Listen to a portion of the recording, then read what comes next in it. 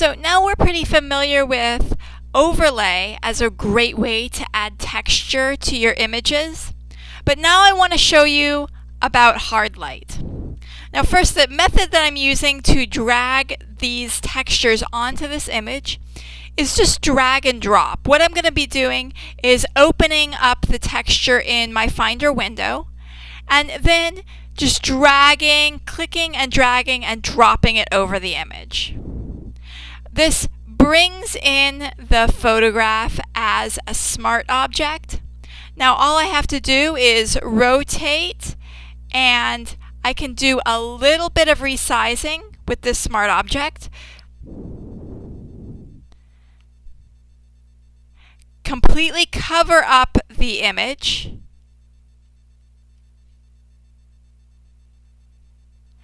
And now I can change the blending mode from normal to overlay.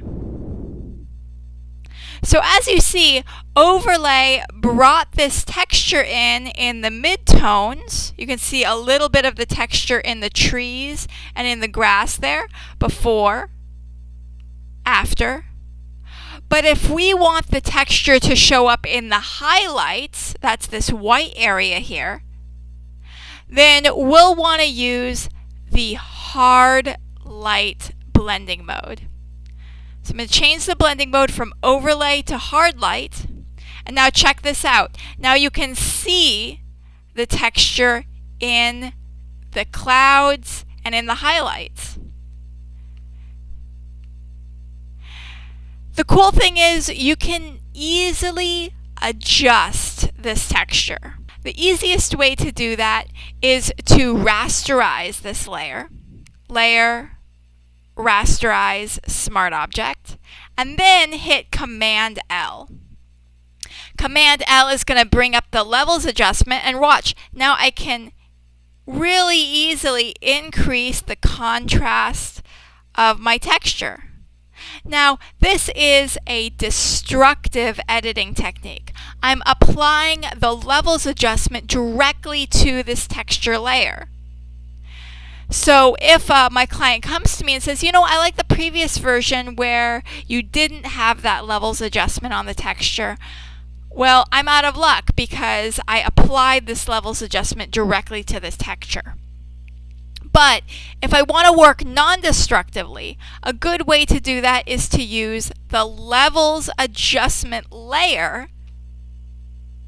That way I can change the levels, I can increase the contrast, add the texture, and then make a clipping mask by holding down the Alt or Option button and clicking on the line between levels 1 and the amber paper texture. The really cool thing about having this levels adjustment layer on a separate layer is that I can lower the opacity. So if I want just a little bit of the texture showing through, not all of it, but just a little bit of that levels adjustment showing through, then I can lower the opacity of that levels adjustment.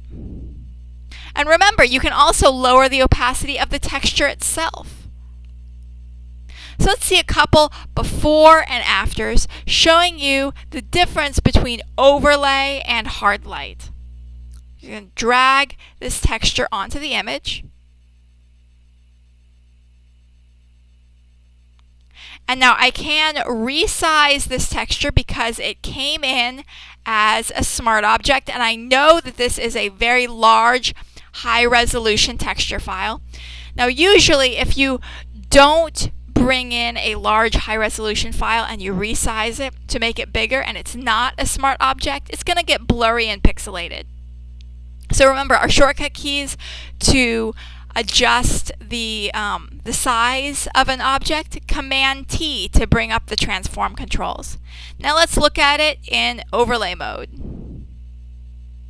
Interesting, so we can see the texture there showing through. Now let's see it in Hardlight mode. Now you can see the texture is really filling in that white area. One more.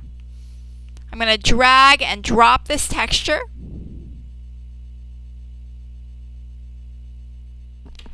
I'm going to rotate it and resize it. You can hit Command T if your transform controls are not showing up. And I'm going to change the blending mode to overlay. And now I'm going to change the blending mode to Hardlight. See the difference? Okay, and remember, you can get so many different textures just from the world around you. Get out your camera, take photos of cool pieces of peeling plaster on the sides of buildings, or cracks in the sidewalk, or cool pieces of fabric. Save those photos on your computer and then desaturate them, make them all black and white.